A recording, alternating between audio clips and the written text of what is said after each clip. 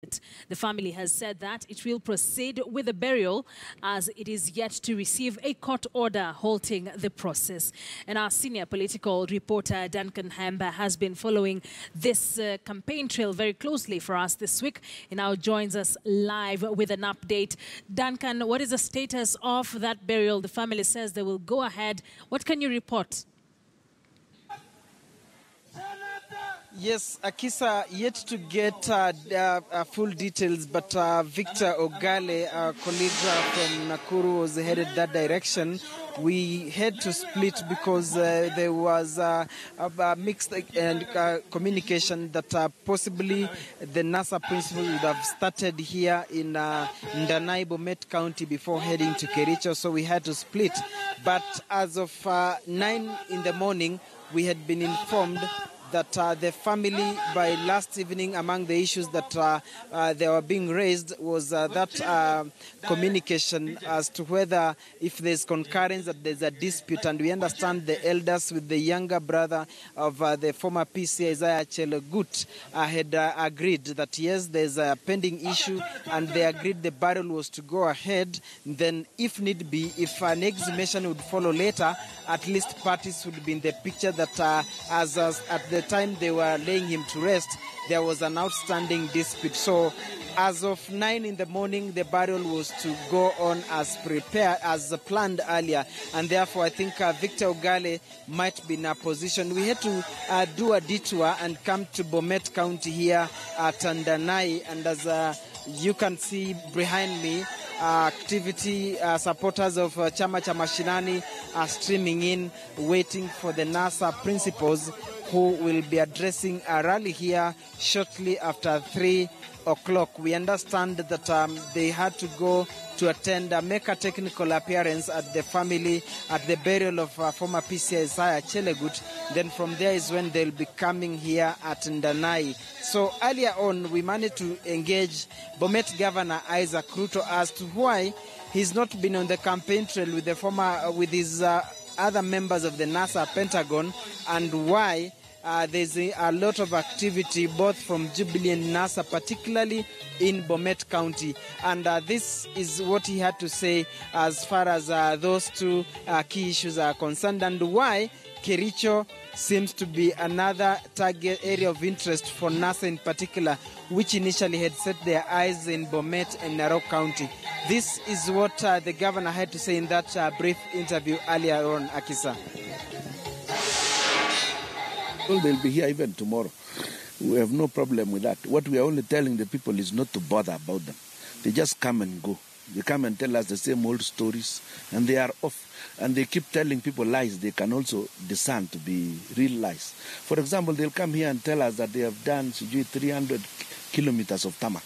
Yet we can't see the 300 kilometers they are talking about. Some of the roads they have started, they just put some maram on the road, and then they come and pour some black stuff on top and tell us this is tarmac.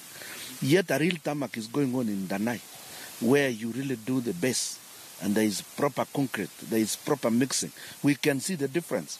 You see, we are all here. But them, they just come and put some quick maram, and then they start spreading some tar on it, and then put some concrete. And then they tell us that is a proper tarmac. We know it will last the campaign period, but by January all that will be in tatters. But they will have bought their way into the next election. But nevertheless, we are not so bothered about that. We ourselves are explaining to people that what we now need is real development. We need real devolution so that everyone can handle their issues at the local level. All right, and from that is what the Bomet Governor Isaac Ruto said earlier in an interview with Duncan Haemba. So Haemba, you earlier mentioned that it is an onslaught in areas like Kericho and Bomet and some counties down at the Rift. Could this be because of some of the disgruntled voices that came out after the Jubilee nomination exercise? Because this is an area largely perceived to be a Jubilee zone.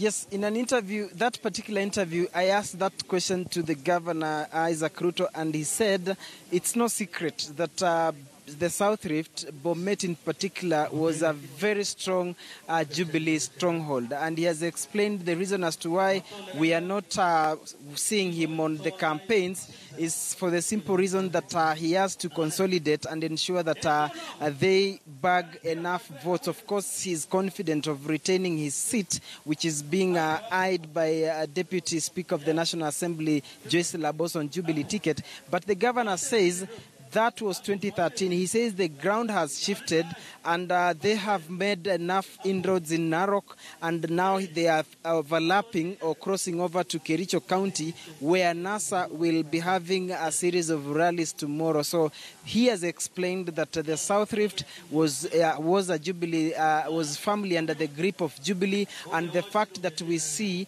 a high number of visits both from Jubilee and NASA, that indicates that the ground has shifted significantly towards NASA, and that is what he'll be working on. But I'm joined by a NASA member from this region. I think is a CCM member. Your name, and kindly if you could tell us the significance of the South Rift, Bomet, now Narok and now Kericho. What is the significance of the South Rift in the August election? Your name? My name is David Yeruyat. I'm a Dana chairman. South Rift have already shifted to party NASA. According to me, some of the people of Kericho, Bomet, and Nakuru already have shifted to NASA because of some reasons from some of our members, like Deputy President, have dictated not every now and then. So we have already shifted to NASA. So we are now free and fair. We want free and fair election. What are the issues that you want them to continue, or what is the message, what is the ground saying that informs their shift from Jubilee to NASA, and what are the issues that this particular region wants addressed in the NASA manifesto or the NASA administration in the event that they clinch the presidency? So according to me, the manifesto of NASA and Jubilee, we have seen that the manifesto of NASA is better than for the Jubilee. So according to me, we have seen the cost of living, like sugar, unga, is very expensive. So we want to change for better government.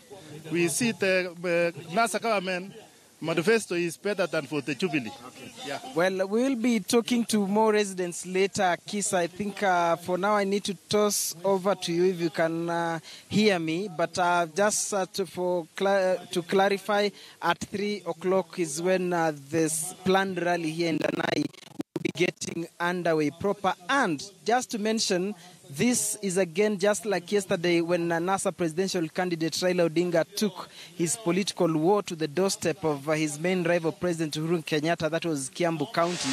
The Bomet governor is now at the doorstep of Joyce Laboso. Danai is Sotik. Sotik constituency is under the leadership of Deputy Speaker Joyce Laboso. So this is the kind of tact that we could be witnessing beginning yesterday when the campaigns now entered the home stretch, because we are barely a month. So it looks like now candidates or coalitions are now taking political wars to the doorsteps of their main rivals. Akisa, if you can hear me, over to you. Duncan, definitely thank you for that. And once that rally in Danai Bomet County begins, we'll sure be going there live. But even as NASA takes the war to Jubilee's doorstep, Jubilee is, after campaigning in Machakos yesterday, today they are in Kajiado, led by President Uhuru Kenyatta. We understand that rally is underway. Currently speaking is Interior Cabinet Secretary Joseph